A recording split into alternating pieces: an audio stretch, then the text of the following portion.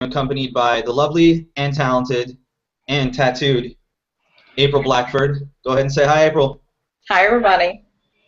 We're here with eattoperform.com.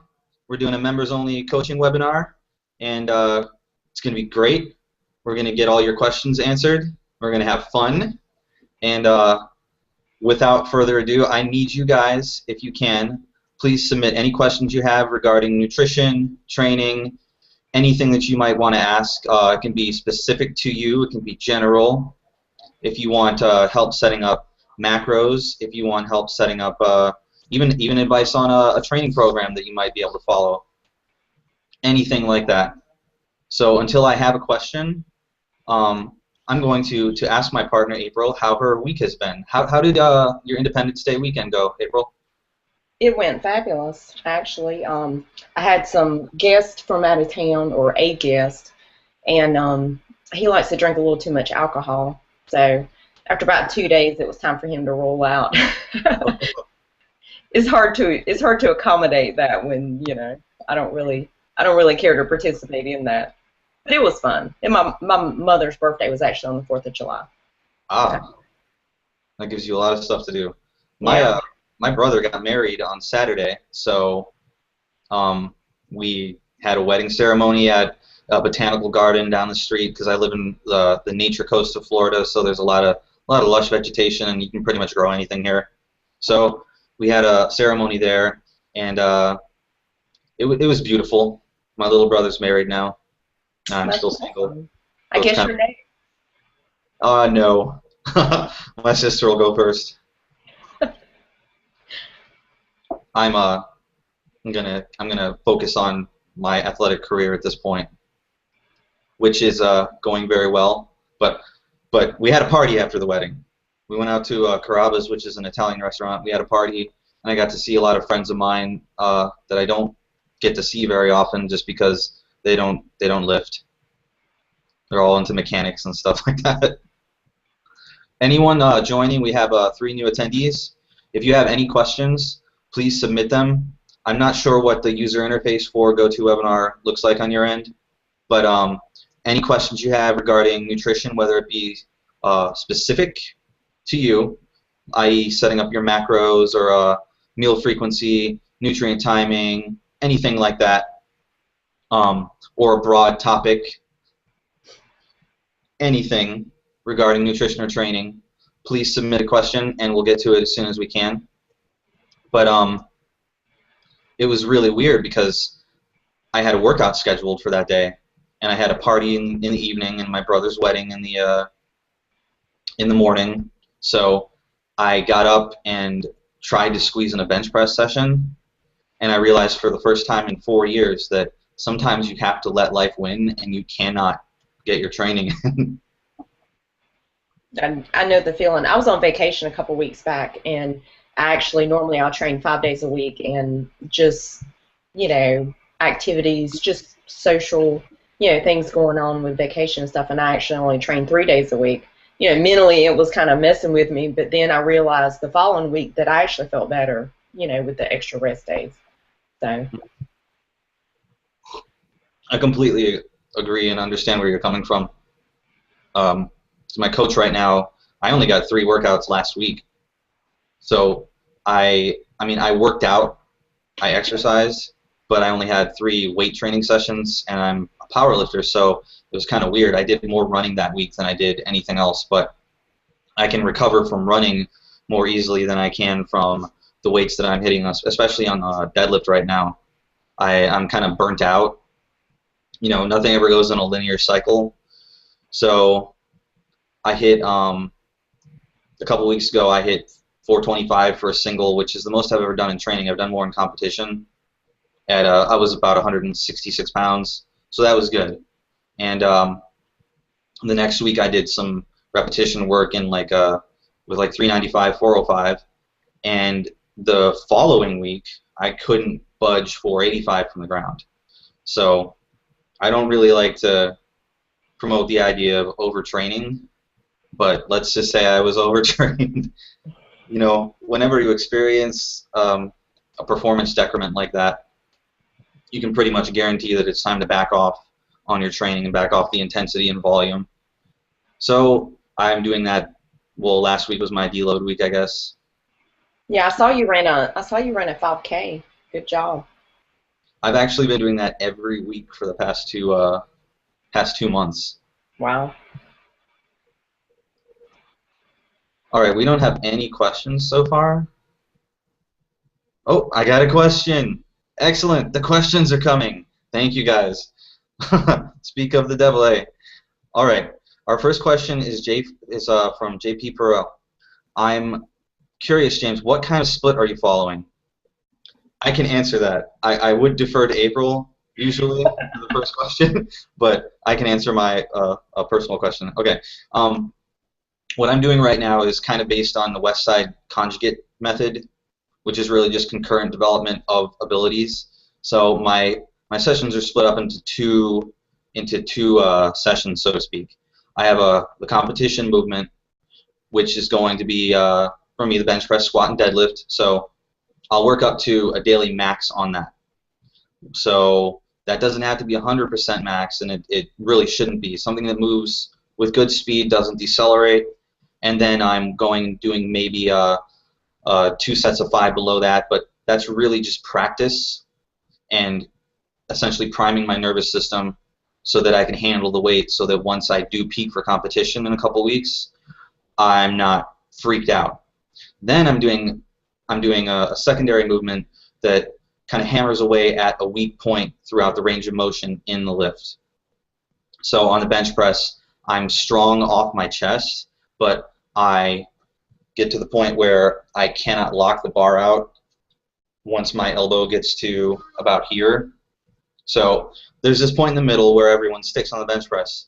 I'm doing board presses and paused spoto presses in that area, and really just trying to get more time under tension there so that my brain knows to fire off again. Beyond that, I'm doing a lot of stuff similar to what you would do during a CrossFit WOD. I'm doing circuits that generate metabolic fatigue, and that's helping me build muscle tissue and helping me gain strength and helping me maintain conditioning rather than focusing on doing like 5 sets of 5, 3 sets of 5, and doing a lot of heavier work. Most of my stuff is based upon building explosive strength, weak points, and metabolic fatigue. And then I'm running on my off days. Usually a 10-minute jog. Sometimes it's on my deadlift or squat day. And I won't go into any further detail with it, but it's essentially just a form of raw conjugate concurrent periodization that works for a raw lifter. I'm not using any bands or chains, and I'm not really switching out my max effort movement. And the speed work that I'm doing is essentially just complementary hypertrophy work. I don't really need to be faster because I'm already pretty fast. All right, if you have any more questions about that, JP, you can go ahead and ask me. I'm going to move on to another question. This is from Kevin. He says, I just thought of this question while listening to your conversation. My macros are set for 4 or 5 days a week. If I know I'm only going to get in 3 workouts, should I recalculate my macros for that week using 3 workouts? And since I just blabbered for forever, April, go for it. I'm curious as to what macros Kevin is aiming for. When he initially started, did he set his activity level at moderately active or very active? And on top of that, Kevin, how long have you been eating to perform, so to speak? He says very active, 9 weeks. So, April? I think that he could definitely, if he's consistently doing 3 days a week, I think he could definitely reduce carbs down just a touch on those days. Basically, he's going to have the extra rest days in there anyway where he's going to be eating less. So all in all, it's going to even out in the end of the week anyway. So his overall calorie intake is going to be lower with training less than it's going to be, if you train 4 or 5 days a week. Yeah, and you shouldn't feel as hungry unless you're one of the, some people do get hungry when they exercise more. But I would say keep it organic. You're going to have rest days, and that's kind of what the control day is for. Is like for instance, if you're really trying to gun it and you're really trying to push performance and you don't care if you put on a little bit of extra body fat, then you can absolutely eat the same macros every day so that you prioritize recovery and you give your body everything that it needs so that you get stronger or faster or more agile or whatever kind of performance increase you're going for every week, and then you don't get to a point where you have to back your training off. But if body composition is important to you, the control days are essentially to taper your overall calories down throughout the week so that the balance puts you in a slight deficit so that you have energy acutely when you need it, but when you don't need it, everything's a little bit lower. Yeah, so I wouldn't recalculate your macros, but I would, if you're not utilizing control days, then absolutely start doing that. I imagine you are after 9 weeks, but just insert more, and that should. I actually eat on a, my activity level is very active, and the weeks that I only get 3 or 4 days of training, I still eat the very active carbs on my training days. You know, I don't recalculate and factor myself as moderately active. I just, you know, lower them just a touch on my rest days anyway, so it all evens out. And I actually find that my recovery is a lot better as well.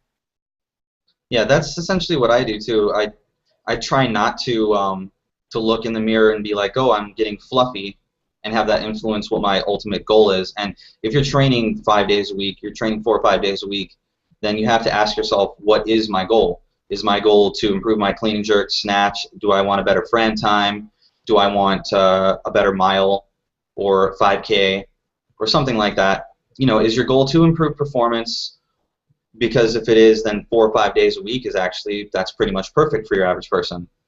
But if it's not, then you may want to look into allowing yourself more time to kind of do lower intensity activity, and that doesn't necessarily mean endurance activity, but I mean do things to practice your skills, keep yourself active, but take more control days so that your calories can be lower overall, unless pursuing aesthetics means adding muscle tissue to your body, and then in that case I would probably only do 1 or 2 control days, even for a person that was only working out 3 or 4 days, or working out 3 days a week.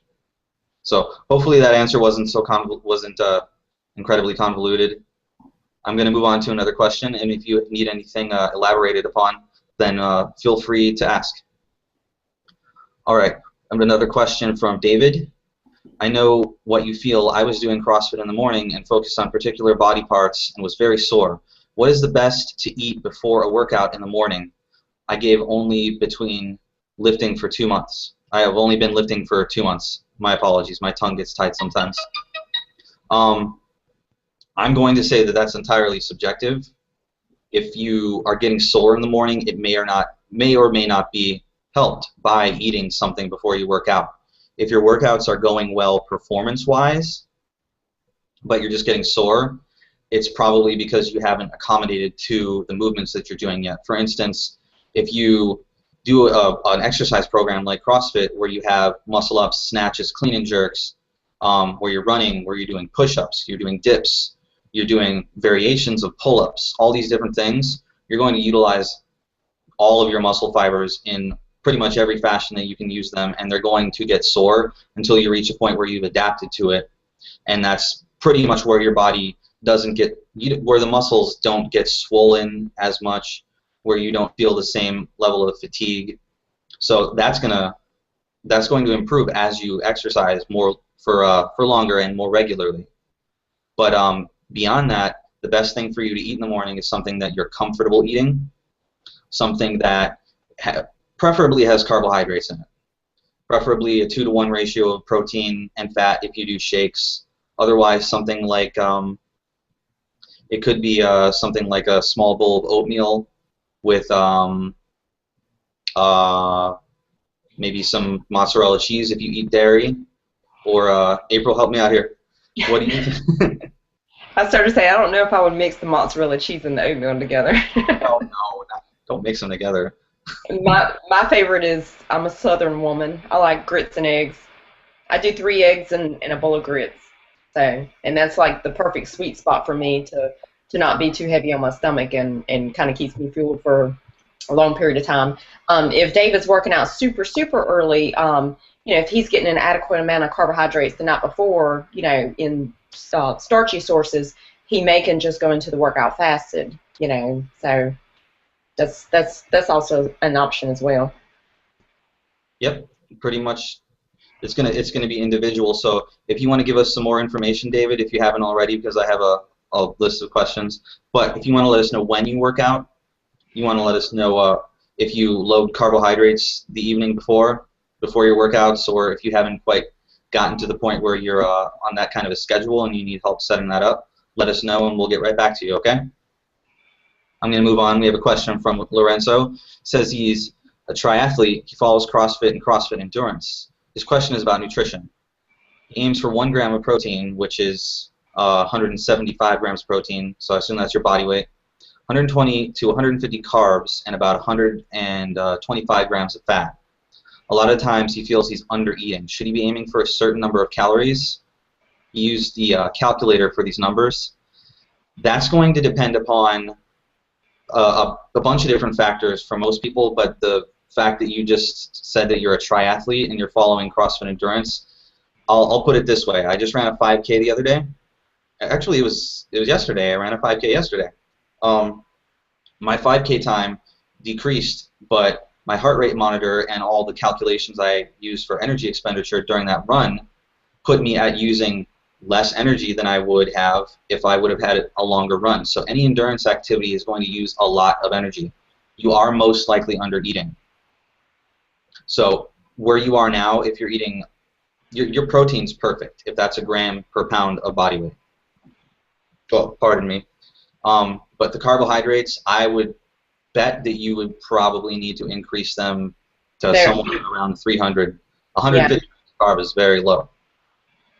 I agree, and with his stats, I think that he would actually be better served to reduce his fats down to 100 grams and increase the carb difference as well. Yeah, it depends on how many sessions you've got a week, but probably dropping down, keeping your fat at about 100 is probably a good idea, but I would slowly increase your carbohydrates from wherever they are right now, because you do need to adapt to that. If you were to drop 400 or 500 grams of carbs down your throat tomorrow, you're probably not going to have a good time. You're going to feel bloated, and you're going to question whether or not it was the correct thing to do. So you need to gradually increase it. But if you can give me a moment, I'll pull up the calculator. Actually, if you can give me some more information, that would help me out. And until then, I'm going to move on to another question, Lorenzo. So if you can give us some insight into your training schedule and how long your workouts usually are, that would be very helpful. So we have a question from Jennifer. Hi, this is Jen. Hello, Jen. She says, most of the time I work out in the evening, 5:30 to 6:30. What is the best way, and what are the best carbs to get throughout the day and then through an evening WOD? Also, what do I eat post-workout if I work out in the morning, or pre-workout? Or what if you can clarify what PWO is? Could be pre, could be post. What do I eat PWO if I work out in the morning? I'm very active during the day, and morning workout makes me bonk for the rest of the day. I'm going to let you speak, April, because I'm kind of doing too much talking at this point. And That's she means post-workout. She means post-workout. It's all that caffeine. It is. I'm curious to know, she said that she's pretty active during the day. I'm curious to know what her occupation is. Because if she works in if she's a coach or a personal trainer, that type of thing, and she's training clients throughout the day, really she should be having a little bit of carbs, to keep her energy levels, sustained throughout the day for that. Generally, if she works out 5:30 to 6:30, she would want to aim for a pre-workout meal, usually 4:30, depending on what she's using. We've discussed it, oats work well, obviously grits wouldn't work as well in the afternoon. My husband's opposed to breakfast for dinner or breakfast after breakfast time. So, oats, even brown rice, regular rice, pretty much any type of starchy carbs, pre-workout would work.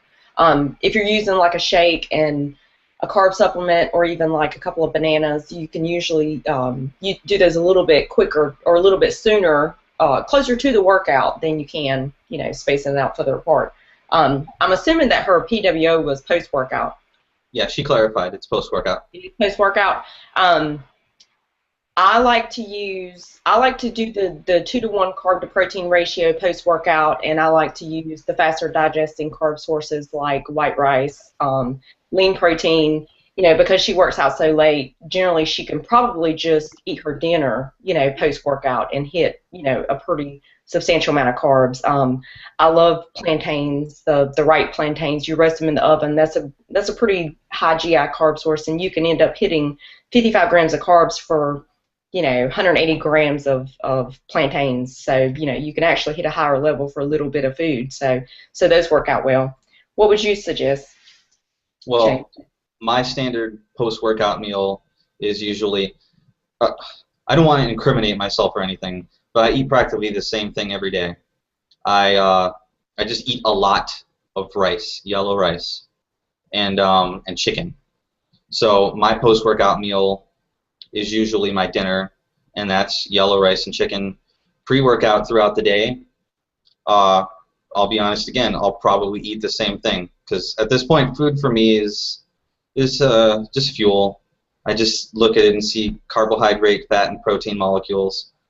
So, but if that isn't so for you, any carbohydrate source that you enjoy eating is going to be better than one that you hate. So you have to always weigh the benefit of eating something. Like if I tell you to have a shake with oats and whey in it before you work out, which is like my pre-workout, and I have that maybe like 45 minutes before I train, that works for me. That might not work for you. I would give that a try if you want something. If you want something that you can have closer to a workout, like April suggested, a meal a couple hours beforehand of whole foods, that's great. But if you feel like you can handle it, I think that you'll power through your workout better if you do go for something like a liquid carbohydrate supplement. But I'm not big on supplements at this point, and I like to go and just blend up some oats with some water and put a scoop of whey protein in there, which is a supplement, but it's easy on my stomach, and I don't bonk out during my workout. And yeah, too much coffee. But hopefully that answers your question, Jen. And post-workout, just for the record, if you don't have anything to do the next day, if your mornings are kind of more sedentary, if you have a desk job, for instance, then afterwards you're not going to necessarily need the carbs. You can go for protein and fat and fibrous vegetables and a smaller amount of starchy carbohydrates. But if you are active throughout the day in the morning, then you're pretty much going to want to eat carbs whenever you can, Jen.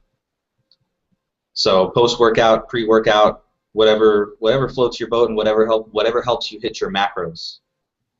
Those are the two biggest things you're going to want to look out for. And you are welcome. Thank you for asking.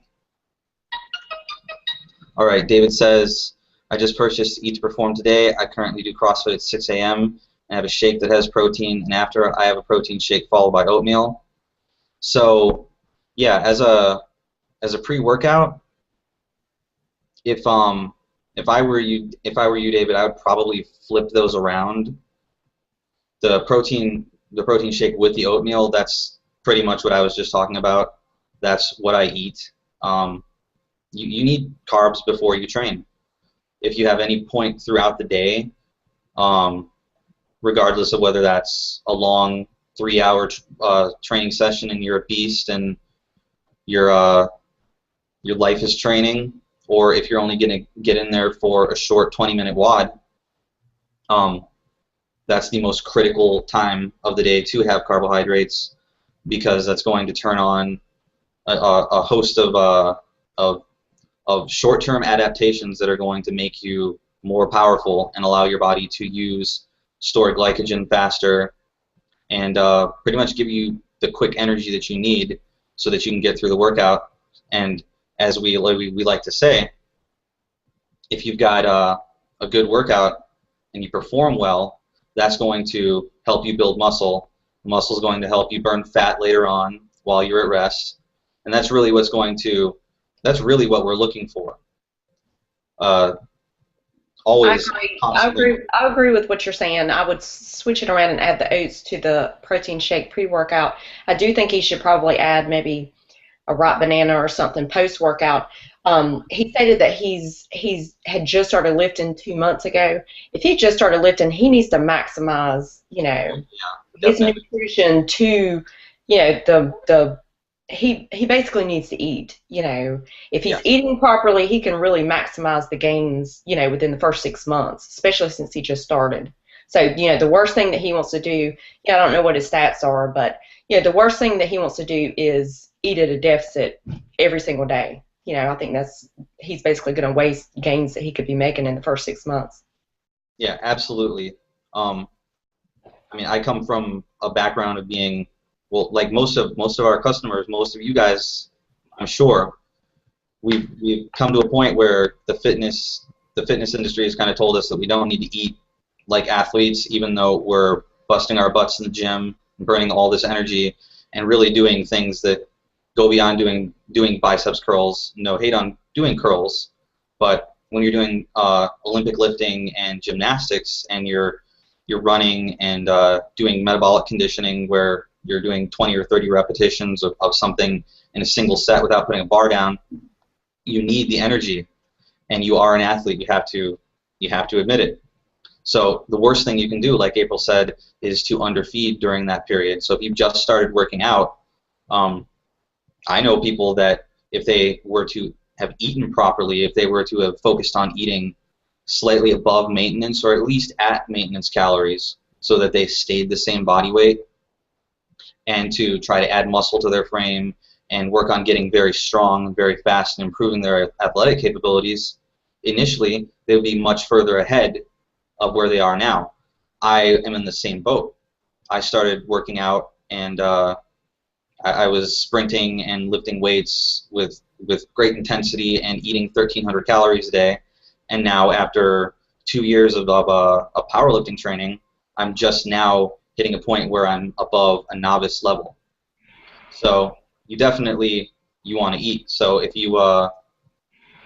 it's going to kind of mess with your head to think about nutrient timing, like what should I eat before workouts, what should I eat after workouts, the thing that I would focus on would just be to have some carbs before you work out, have some carbs after you work out. Eat them whenever you can, really, because it's going to come down to overall calories more than anything. And hopefully that answers your question, David. He says he's trying to build muscle, so in a 1 hour WOD, then definitely make sure that you're eating enough. Don't go to bed hungry. Don't justify not eating because you don't want to put on unnecessary weight, because gaining weight is going to be one of the primary indicators that you are putting on muscle. And if you have anything to add, April, go for it. I agree with you. Essentially eat carbs around your workouts. Because he trains so early in the morning, I think it would be very beneficial for him to have some starchy carbs with his dinner, because I think it's going to help a little bit. But like what you said, he doesn't want to be at a deficit, because he could basically just waste this time and then, end up being, 6 months down the road still wanting to put on muscle. I think he could really make, a big difference with his body composition overall in the first 6 months. Yeah, you call it newbie gains. Absolutely. I wish we all had them again. Yeah. And you can miss the window. Paul talks about it all the time, because, we just see it happen. We see it happen too often. You have this period where you can grow pretty much exponentially for a year or so, and if during that year you're underfed, then you're pretty much going to put yourself a year behind. So what you would consider an intermediate time frame, an intermediate trainee at 2 years, is actually going to be a novice, and it's just kind of sad. You're going to want more gains than you're going to end up getting. All right, Eric has asked us a question. Says, not sure what to do for timing on when to eat my carbs. I normally work out noon to 2 p.m. Monday, Tuesday, Wednesday, Friday, Saturday, and on Mondays and Thursdays I also do a 5:30 to 6:30 conditioning session. Thanks. Well, we've been talking about it, but pretty much you're going to want your carbs, if you can prioritize them, you want a 2-to-1 ratio of carbohydrates to protein, so 100 grams of carbs, 50 grams of protein, for instance, and that can come from, like we've suggested, grits and eggs, oats and whey, pretty much anything as long as it fits into that range, and that suggestion is pretty much just based on what your average person responds to optimally. You might need 150 grams of carbs and 100 grams of protein. It's entirely individual, but if you're working out noon to 2 p.m., Monday, Tuesday, Wednesday, Friday, and Saturday, then I would like to see you eat a breakfast with a small amount of fat. So I like chicken, but you could go with fish, and then throw in a starchy carbohydrate. That could be rice. That could be oats and eggs, anything like that. Could be quinoa. Could be anything starchy, but try to keep the ratio in that meal so that try to have more carbs per gram than you would protein. So don't try to eat like 3 chicken breasts, because that's just not going to suit you very well. And then if you can, before you work out, have something that's a little more, have a liquid carbohydrate source if you can, and that can be a protein shake with oats or something like that. It could be Vitargo, which we're big fans of, but I doesn't think really work for everyone. I think he would be better suited to do like the oats and the protein right beforehand. But I think he would be better suited, because his workouts last 2 hours, to use something like Vitargo for intra-workout. I think if he drinks that right before he works out, he's going to crash within 45 minutes to an hour during his workout. Yeah, your blood sugar is going to be elevated to the point where it'll just be completely unnecessary. But during the workout, you're going to reach a point where about 30 or 40 minutes in, where your glycogen stores are going to be really low, and your body's going to have to work a lot harder just to make energy. So Vitargo can come in handy there, but if you can't afford Vitargo, then you could bring the oat shake with you. The thing about Vitargo is that it's been engineered to digest and hit your bloodstream really fast. So, I mean, I wish I had some sometimes. Like I said a little bit earlier, I'm not big on supplements at this point, but that's pretty much just because I'm a minimalist when it comes to everything. So I do have an intra-workout carb. And are you still doing intra-workout carbs, April? I am. I use Vitargo, and it's like the best stuff ever. I used to use Gatorade, and Paul talked about the Vitargo, so much, and, kind of the price, I was like, I don't know, but then I tried it, and, usually I'll use a half a scoop to 1 scoop, depending if I'm doing a deadlift workout, I might do 1 scoop. So I don't use as much, so it kind of stretches out. But holy crap, it's huge difference from the Gatorade. It's funny because, typically whenever I start doing like my heavy sets on bench or deadlift or anything like that, that's when I kind of start sipping it a little bit. But I always joke, my training sessions usually hour and a half, sometimes longer if people start trying to chat with me or whatever. But when my Vitargo runs out, I'll look at some of my gym buddies, and whenever I take my last sip, I'm like, all right, it's time to go. I'm out of juice. And then I'll leave. So, but no, it works amazingly well. Yeah, Jennifer says she likes it. She used Vitargo. She says it's awesome, and it is. And like if we're trying to eat to perform, if you are doing a long session like that, if not Vitargo, something. If that's a Snickers bar, if it's a glucose tablet, if it's I've used Gatorade before with success, and I've actually used coconut water with success. They all work. The Vitargo is a couple of steps, better than the other, but the other ones work as well. Just sustaining energy, throughout the workout. Yeah, and Well, let's finish up Eric's question. As far as your conditioning sessions go on Mondays and Thursdays, you're going to want to follow kind of the same protocol. You're going to want to make sure that you give yourself some time to digest whatever you eat, but you don't go into the workout without a starchy carb. Oh, it's in the morning.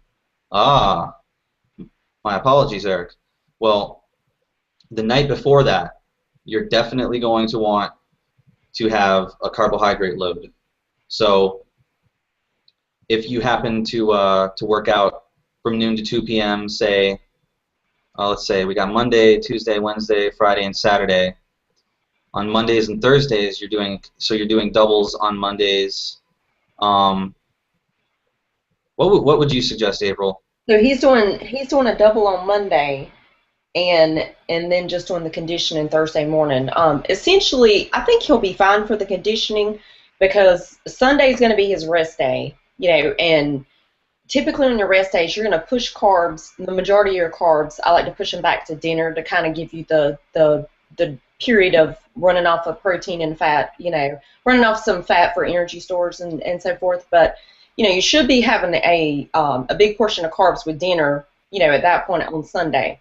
So he will be fueled for that conditioning session early Monday morning. So I do think that he can go into that session fasted, and then post-conditioning, I think that he can just have his breakfast that you had recommended before, and then maybe have something right before his training session, maybe around 11 o'clock or so.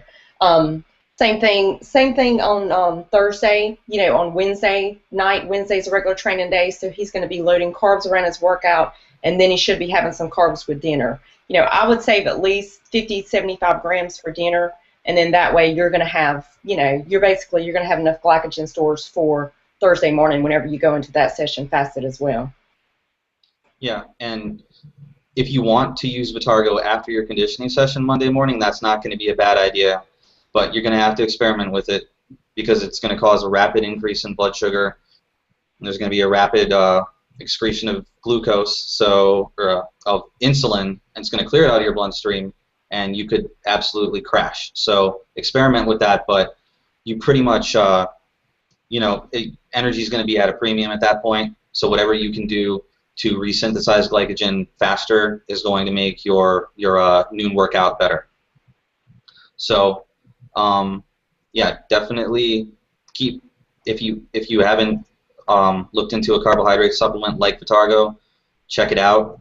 And if it's too pricey for you, I have tried some other stuff, and I really don't think it's any better than Gatorade. Like, if you're looking for an intra-workout and you can't afford Vitargo, I wouldn't mess around with any of the knockoff stuff because it's just not much better than going and getting a Gatorade powder.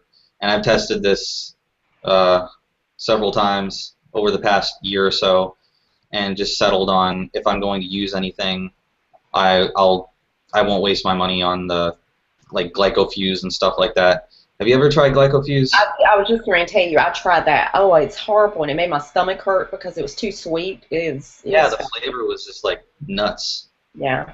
Extreme.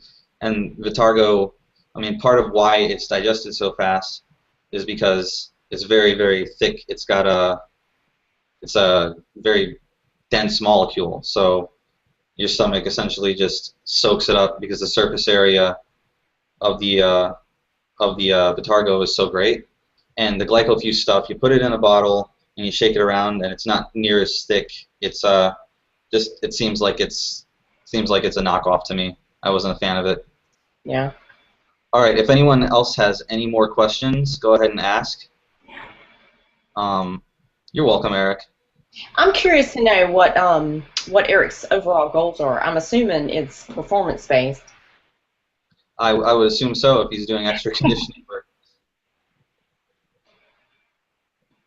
If you can let us know, Eric, and anybody, anything, go ahead and ask, because you got us for another 20 minutes at this point. Whether it's an obscure question, like if you're wondering if you should have a banana 15 minutes before you work out, or anything like that, He wants to do Back well to at local competitions, and his do I gym should make regionals this year. do I know? Eric says he wants to do well at local competitions, and his gym's Okay. team should make regionals this year. Okay. So you're pretty serious, right, Eric?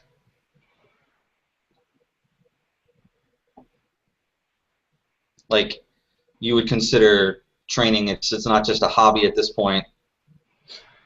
He says yes. We missed it by 2 places.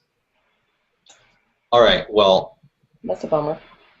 yeah, that is a bummer, but this is why I imagine why we're having this conversation, because nutrition is oftentimes the missing component for someone that works really hard in the gym and someone that's got a good coach. I imagine you have good coaches and has good programming. Um, just anecdote here. My coach is a guy that a lot of people, if you're on Facebook and on the internet all the time, Alex Viada. He's becoming more well known, but he's a triathlete and he's an elite power lifter. He's really intelligent and he likes beer. And he's doing my programming right now, so I have that taken care of as far as I'm concerned. And when I don't make progress and I don't hit the goals that I want, I know that it comes down to things that I'm doing that are within my control, and the biggest things are going to be nutrition and sleep. So if you are getting enough sleep, you're going to need to look into it. You're going to need to look into getting your nutrition on point. So this is just going to go back to the suggestion to use Vitargo. The stuff's designed for people like you, and your teammates that want to go and essentially push the envelope of human performance. Not everyone is going to benefit from using it because not everyone's doing hour-long sessions. Not everyone's inserting a conditioning session in the morning to get their work capacity up. So they're not necessarily going to need it. But I would implore you then, if your goals are to compete in CrossFit at a regional or eventually national and global scale, and this is a big part of your life and you love it, you got to ask yourself, would you buy a cheap belt that didn't fit you and you couldn't get on and off during your WODs, or would you buy straps that you hated and dug into your hands and you couldn't wrap around a bar easily enough when you're doing your snatch training? No. So Vitargo will help you out a lot because you need to resynthesize glycogen between your sessions. And as far as your calories go, they're going to need to be higher than your average person's. And I'm interested to know, Eric, where your calories are set right now based upon your activity levels.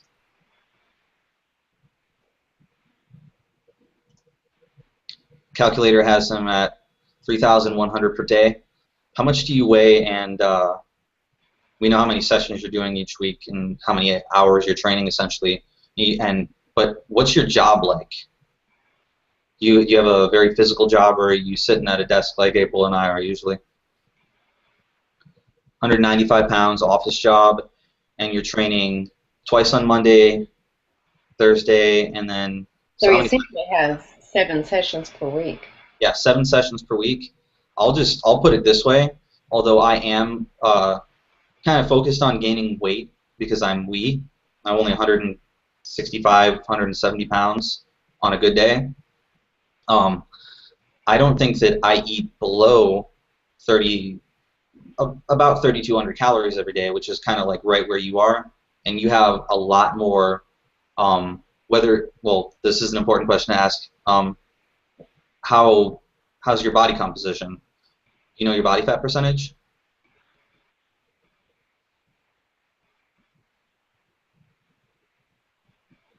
Seven site caliper. He says he's 11.3, roughly 11.4 body fat, or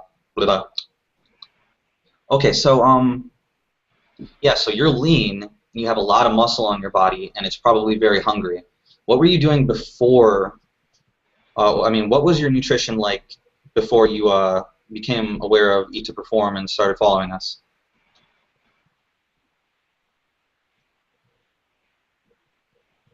And if any of the other attendees have questions, please ask, and we will get to you. We're just focusing on Eric right now because he's open to dialogue with us, and I have to thank you for that, Eric. That's always pleasant. It says somewhat low carb, low calorie. And how long has it been since you started modifying your nutrition and started eating more carbs and experimenting with that?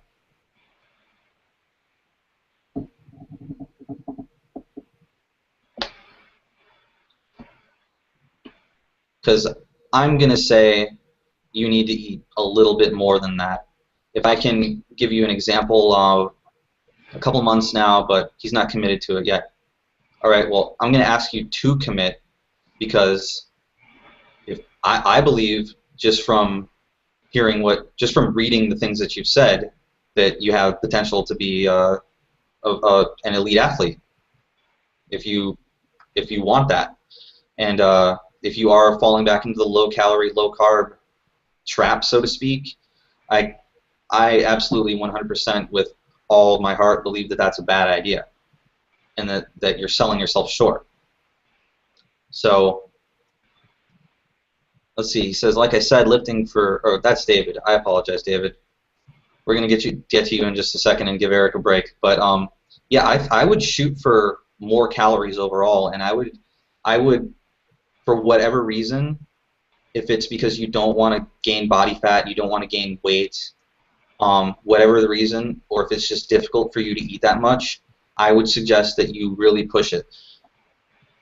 I would start off, if you keep going back on your calories, if you can't maintain and commit, start off and track your calories and see where you are right now, and work towards consistently every day eating around 3,000 calories and getting a gram of protein per pound of body weight, hitting, let's see, I'd probably suggest you go for like maybe 350, 400 grams of carbs on your workout days, maybe 250 grams on your, you have one rest day, right? I'm trying to keep track, but difficult to eat the volume. It gets to the point of not being hungry. Let's see, and what kind of food choices are you going for? Because we're actually writing an ebook about flexible dieting, and a lot of the focus, lots of rice and sweet potatoes. I might sound crazy suggesting this, but if there are any food, how can I put this? Processed food? Sometimes, well, not processed foods. Sometimes if you have a hard time hitting your calories, you need to work in some calorie-dense foods that you may enjoy. Like, yeah. You know, if you like ice cream, have some ice cream, you know, type thing. Obviously, you don't want to hit, you know, 150 grams of carbs a day in ice cream because, you know, you're likely going to add some body fat if you try to do that. But, you know, it does help you. You know, like what Jane was saying, it will help you get your calorie standpoint up higher. And eventually, you know, I think part of the issue is that he's eaten low calorie for so long that he's downregulated his hormones, so he's not hungry. You know, he feels full after eating, you know, 2,200 calories and so forth. You know, so he has to slowly work on titrating his, you know, his calories up to a higher standpoint. Yeah, it's an adaptation like training. It's not necessarily that your stomach gets bigger or anything, but all of the hormones that are responsible for hunger signaling, their production has been essentially turned off when you eat low calorie for a long time, or if you eat highly satiating foods all the time, like if you constantly, like April, you were a vegetarian, and I've done the vegetarian thing too. Broccoli is very filling, so it kind of doesn't make you hungry. It doesn't leave room for being hungry. And if you're drinking enough water, that also kills it. So I guess, I mean, ice cream is a good go-to. He says hitting 2,500 calories feels like a ton of food. That's something, like we're saying, you're going to have to gradually work up to it. So if 2,200 calories seems like a ton of food, if 2,500 calories seems like a ton of food, then we don't need you to do it tomorrow. We don't need you to do it even next week. But you need to, just like you would push on your snatch, just like you would push on your clean and jerk. Just like if you're running or you're anything you would do, treat it like you have to overload it and you have to get there so that you can compete at the level that you want to.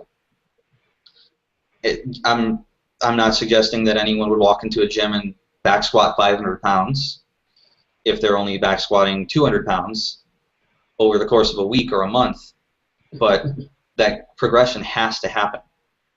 And I don't want to seem like dictatorial saying that, but if you want to accomplish your goals, just as an example, an athlete that we work with, we feature on the Facebook page a lot, Eamon Coyne, we got him eating about 4,300 calories every day right now, and he weighs between 165 170 pounds, but he just hit a hang clean and jerk for 2 reps with 300 pounds, and his PR 6 months ago, or don't quote me on that, but there was a point where I think he had hit 245. I think 300 pounds is a 25-pound PR for a double for him. So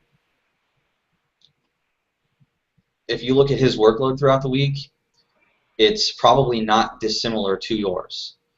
So if he's eating 4,300 calories at 160 pounds and he has aspirations to go to regionals or compete in the NF or NGPL, I guess it's NGPL now, then you have to consider that's a real-world example of another human being. And if you looked at all the big people, if you looked at all the top CrossFit athletes, Rich Froning's not under-eating. So it's something that you're going to have to work on. I'm going to move on to another question, but this is a perfect example of why we have the Science Lab forum, because I don't think that everyone on the internet is out to get you or anything, but we're going to give it to you straight. We're going to tell you, Eric, you're probably going to need to eat a little bit more, and whatever we can do to help to coach you to get you to the point where you are eating more, we're going to do.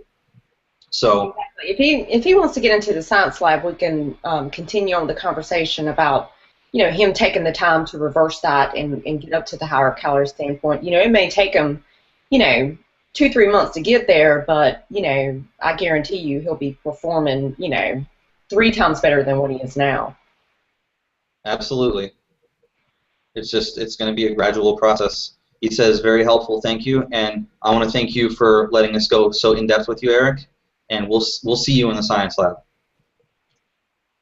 All right, I'm going to move on to another question from.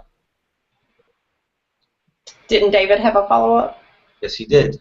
I had to scroll up a little bit though. He says he's been lifting for 2 months, but started last July with home cardio and HIIT training. Went from 293 and no muscle tone at 173 pounds with more muscle now. Had a friend help with macros, eating 32 to 3,500 calories with a body fat was 16.6, was 30% over a year ago, so 203 to 173 pounds, not 293. So David's made a lot of progress, and congratulations. I'm going to applaud you because that's hard.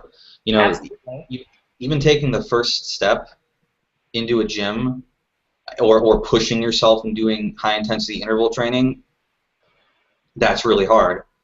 But it sounds like you're actually like 3,200 to 3,500 calories at your body weight is pretty much what I would expect.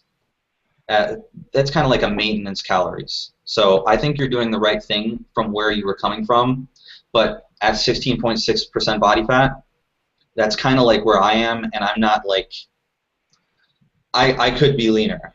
Let's just put it like that. But my goal right now is performance almost entirely. I really don't care what I look like. So if your goal is to add more muscle or to strip off more body fat, you're essentially going to have to come up with a plan to do that, and that may involve doing more control days throughout the week, or that may involve having weeks where your calories are lower. There are strategies you can utilize, but you're going to have to find the one that's right for you, and that might mean changing up how you're eating. That might mean eating more satiating foods.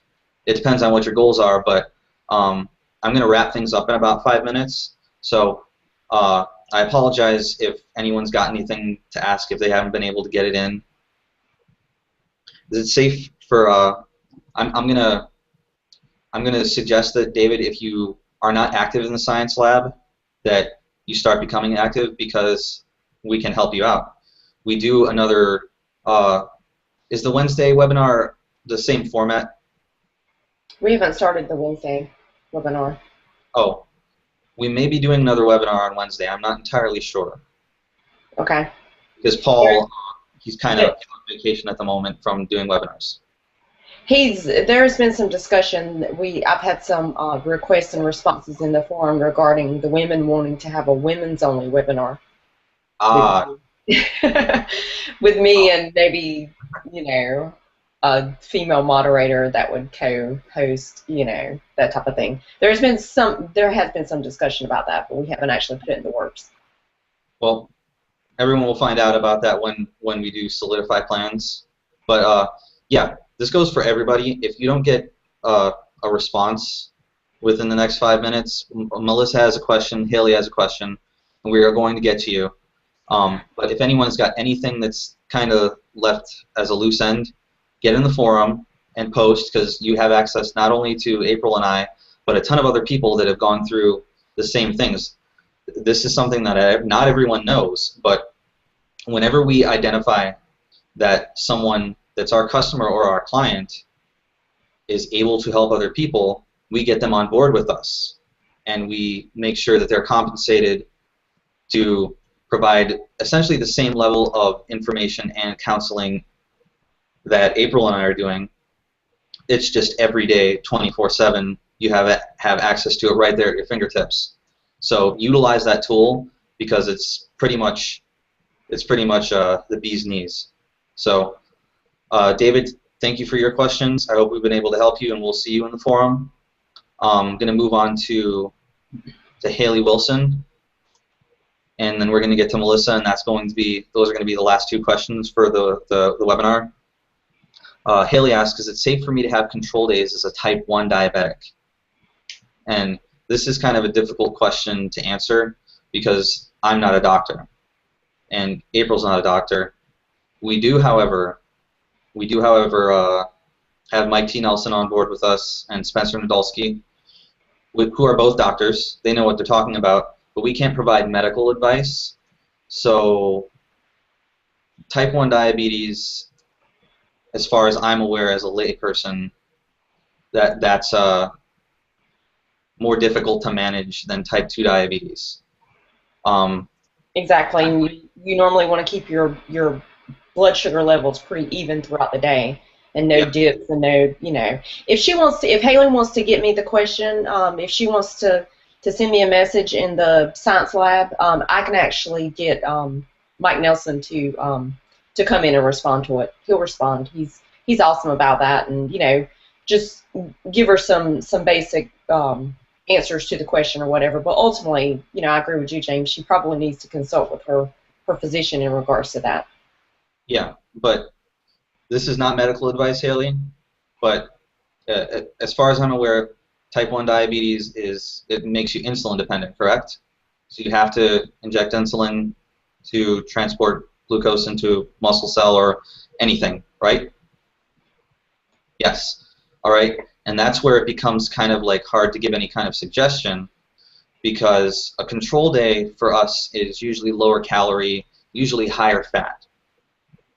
And there are some people that believe that a ketogenic diet, a high-fat diet, a low-carb diet, that's better for someone with type 1 diabetes, but that's entirely it's speculation, and it's also going to come down to who you are as an individual and your activity levels, your style of training, everything like that, even your food preferences. So I would definitely get a question to April in the forum, and get the advice of someone that's gone to school to not only have an in-depth understanding of human physiology, but also Spencer and Mike are both athletes themselves, and they both have an intimate understanding of this personally and have worked with people and helped them out.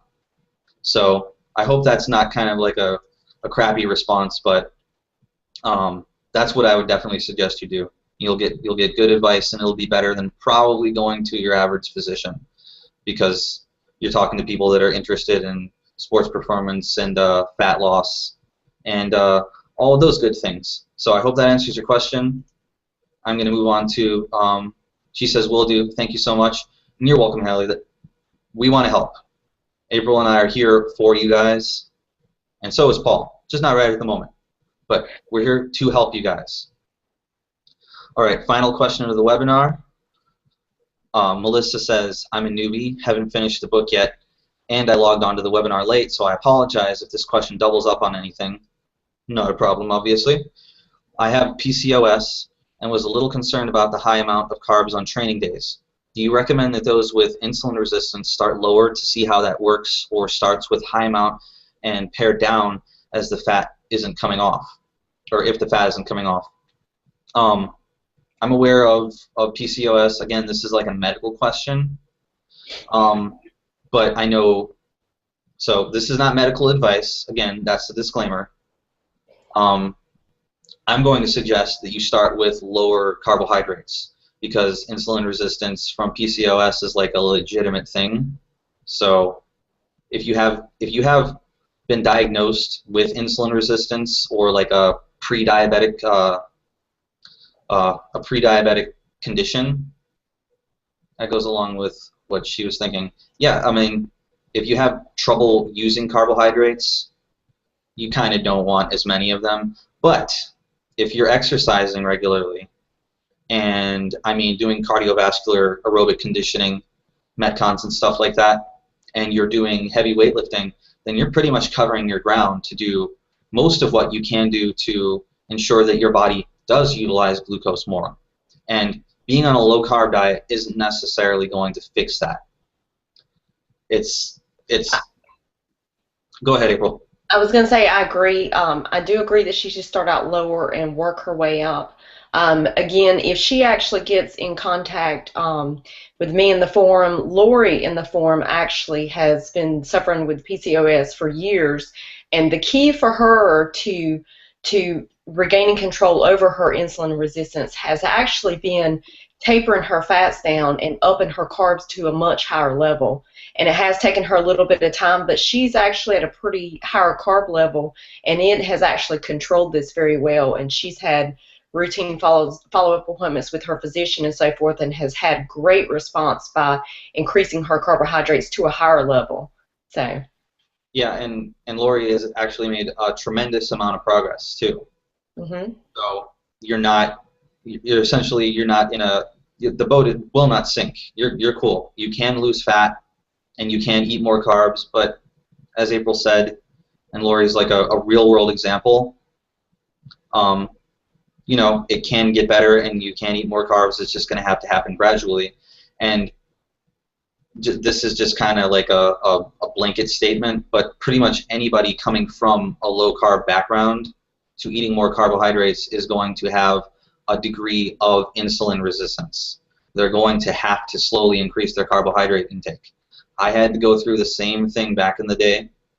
Just personally, I went from a 1,300 calorie, low carb, like zero carb, ketogenic diet, and lost like 100 pounds, and had to gradually increase my carbohydrate intake because my fingers would get so swollen, and I would get such bad arthritis when I ate a lot of carbs that I couldn't handle it. So I hope that helps. I have to thank everybody. Who do we have left in here? We got 14 people in here. If you guys are watching, if you're listening, I personally want to thank you. This has been a great webinar, aside from the blabbering that I've done because I drank too much coffee. But yeah, it's been great. Questions have been awesome. I think we covered a lot of good topics, and I will see you guys later. I'll be here next Monday, and so will April. Good night, everybody. Good night, everybody. Now I have to press the button to turn the webinar off.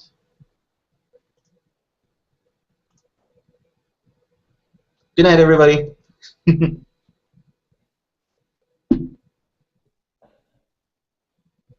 All right, April. It's still on. Good night, everybody.